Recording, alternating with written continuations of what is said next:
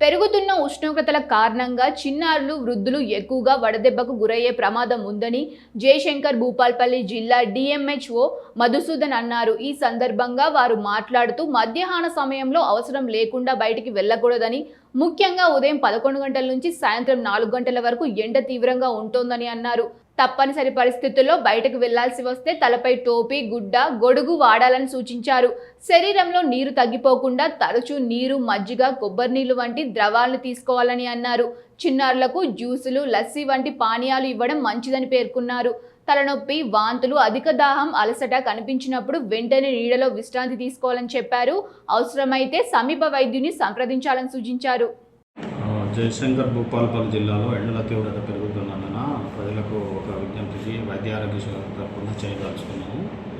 So ప్రధానంగా ఏంటి అంటే early morning works early morning complete చేసుకొని 9 తర్వాత బయట తిరగకుండా ఉంటే మేలు. అదేవిధంగా ఏమన్నా పనులు ఉంటే సాయంత్రం 5 గంటల తర్వాత చూసుకోవాలా. ఎండ మనకు 42-41 చేరిందంటే ఇంకా ఇబ్బంది అవుతుంది. 37 డిగ్రీస్కి మనం తట్టుకోలేము. సో రూమ్ టెంపరేచర్ దాటి ఇంకా పెరుగుతూ ఉంటే మనకి రకరకాల నుండి ఇబ్బందులు కలుగుతాయి. అందులో ప్రధానంగా ఈ ర్యాష్ రావడము లేదా సన్స్ట్రోక్ రావడము అనేటువంటి ప్రధానంగా జరుగుతుంది.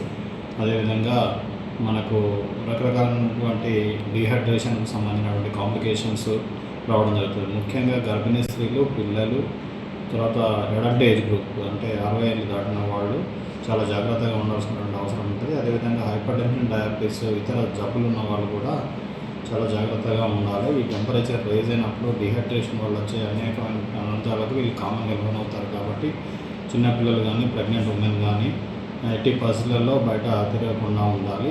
9-10 లోపలనే తమ పనులన్నీ ముగించుకోవాలి.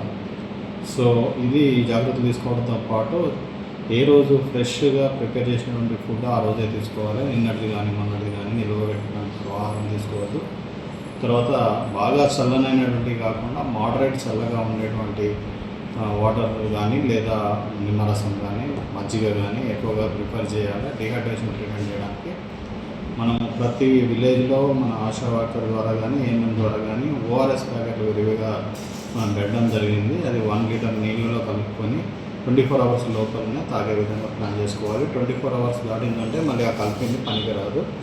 సో ఈ డీహైడ్రేషన్లో ముఖ్యంగా ఈ 100 డేస్ పని, తర్వాత ఇతర వ్యవసాయ రైతులు, వ్యవసాయం చేసేటువంటి రైతు కూలీలు కూడా చాలామంది బయటకు వెళ్తూ ఉంటారు. వాళ్ళు ఎక్కువగా ఈ వడదెబ్బకు గురయ్యేటువంటి అవకాశం ఉంటుంది.